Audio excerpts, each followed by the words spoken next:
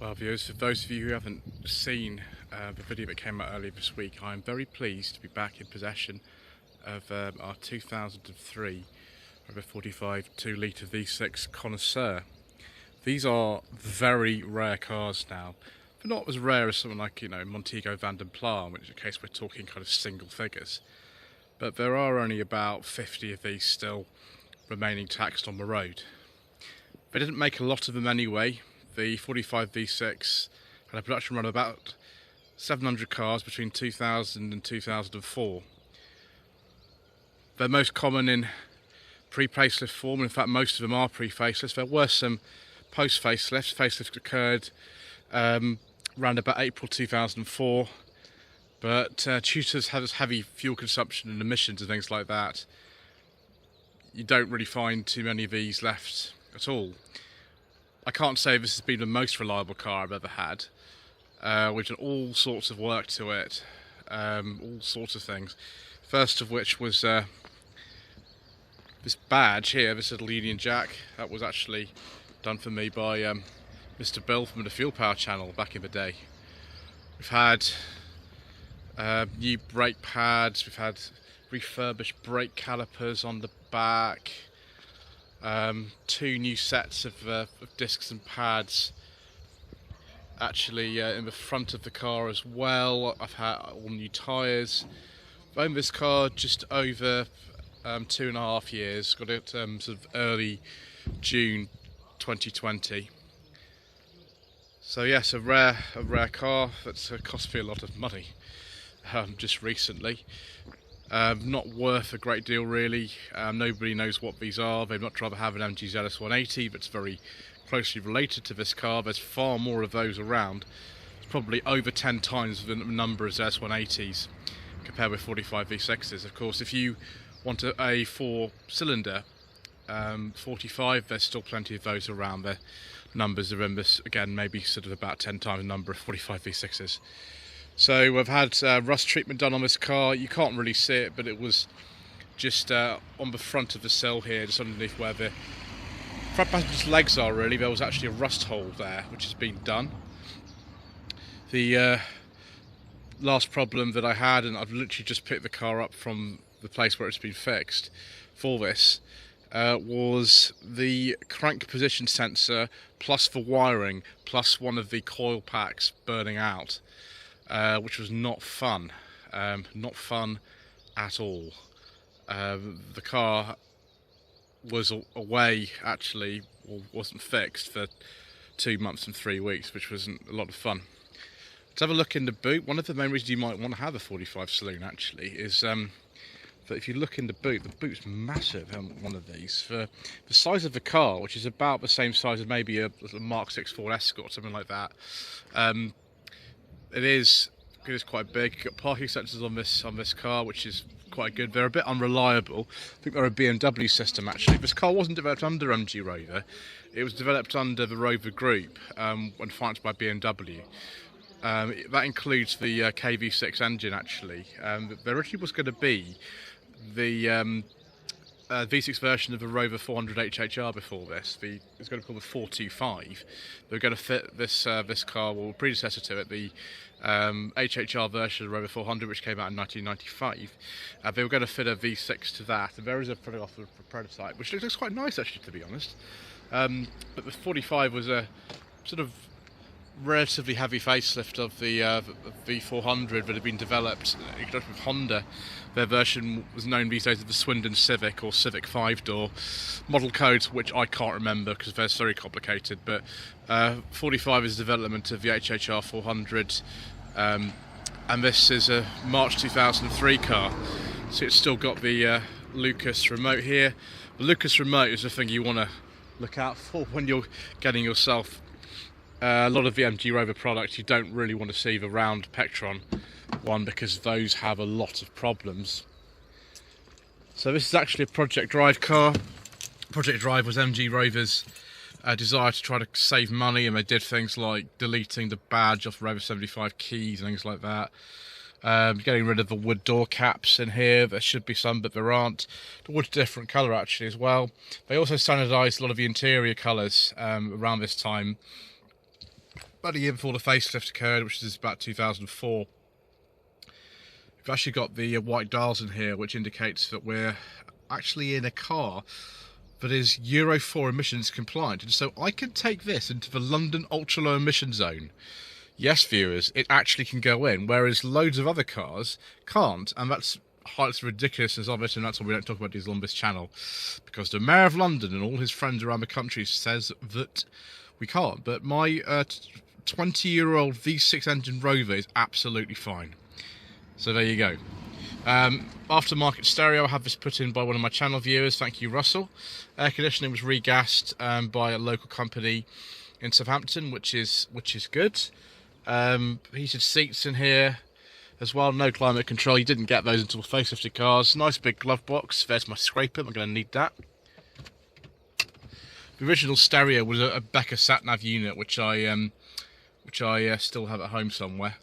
It does work, but I don't have the code for it. Electric sunroof as well, that works. I actually tested that today. I had to have it greased a couple of years ago because it wasn't running well, so maybe that's due again. The car actually is due a service. It was supposed to be done in December, but it broke, so the service parts are actually in the boot. And Mr. Coleman, rubbish mechanic, who normally looks after this car for me, as well as Mr. Partridge, who lives locally to me, who's also owns all kind of random old British stuff. He sometimes also does some things to be like the heater resistor, which is just in sort of here behind there, but you have to take the glove box lid out to do it, and he helped me do that actually. So yeah, we've had issues with this car, but it has been used on a daily basis up until 1st of November last year for, gosh, it's short of 2.5 years. I mean, I like it personally. Rear space isn't great. I'm not going to get in today, but it's not good. Excuse me. It's really not very good for a car of this size. Seats are nice and comfortable. They're not quite sort of Volvo C70 comfortable, but they are. Let's have a look underneath the bonnet actually, because I don't think most of you would have seen the engine bay of one of these before. So here is the famous KV6 engine. In this case it's a 2 litre developing 150 horsepower. There was also a 2.5 litre version of this engine which went into quite a few other cars, including some Kias actually had it. Mainly Rovers and MGs though, particularly the ZS180 is very famous for it, various 75s and ZTs and things like that. It's actually a bit easier to work on this in a 45 or ZS of course, than it is in a 75 or a ZT, because the front crash structure of this car is not as advanced as that, so it's a bit easier to get to stuff. You can see the coil packs, and that's the one there that actually failed. Number 6, just there, are easier to get to the front than the back. The back's a bit more difficult. It's not impossible though.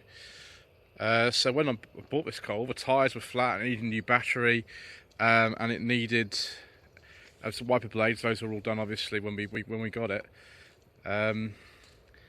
But the big expense on this car would be the cam belts if I wanted to do them, but done in 2018, so they're about every 6 years. I think over 80,000 miles to the cam belts.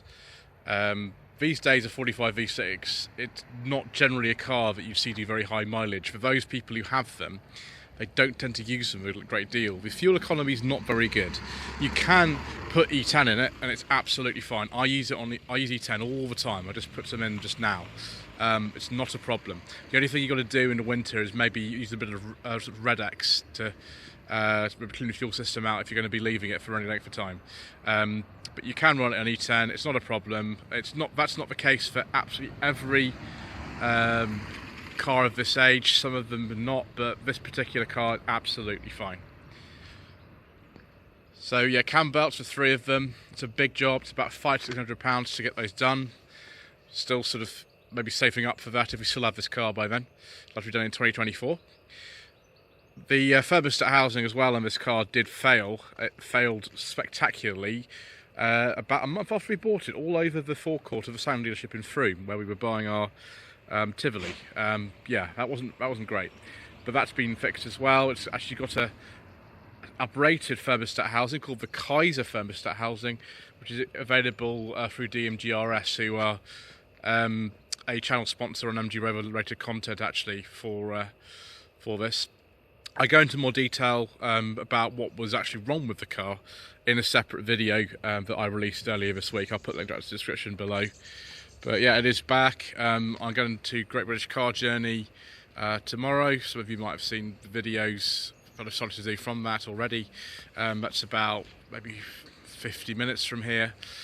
Yes, I'm going to be using this car quite a lot because the Volvo C70 that we have, that's at the moment we're not quite sure whether it's economical to repair the terrible oil leaks in it or not. That might not be actually worth doing, so we might have to sell that, unfortunately. So I'm going to be using this again, or my mother's Mercedes, which she doesn't drive anymore. So it's absolutely fine. This car will be okay, particularly because Mr. Coleman, the British mechanic, will be putting the service parts that are in the boot into it probably later, I think tomorrow evening when I get back for Great British Car Journey. So there we go. Ian Seabrook, of course, used to have one of these many years ago now. It was a very early one on a 2000, I think it was, on an X. That car is long gone, I'm afraid. It had bad rust. A lot of them rusts on the cells, which is bad. It's not the best, really, in terms of rust for this era, but it's not the worst. There are plenty of other cars from other manufacturers which are even worse than these for rust from this era. Mazda MX-5s are far worse than this, to be honest, but because these are so old and because they're so cheap, I'm talking about 4-cylinder ones, they're so old and cheap now that nobody really sort of cares too much about them, and so tend to scrap them, which is a real shame, but it is just the way that it is. We've sort of put a sort of excessive amount of money into this car now to keep it going, because a lot of you who are long-time channel viewers, you really like this car. I really like this car. My lady wife enjoys driving it too, so you know, a bit of a win there. But I think that's about it, really. So it's on 81,500 miles now. Got it at I think it was 65. I got it at, so it's done about 17,000 miles now. Yeah, so hopefully we'll be having much more life out of it over the next year. So thank you ever so much indeed once again for watching. We'll do another one of these videos in June, I think. Don't forget to subscribe to the channel, leave a comment below, and see you again soon. Lloyd Vehicle Consulting stickers, t-shirts and mugs are available by clicking the link to the Google form in the video description below.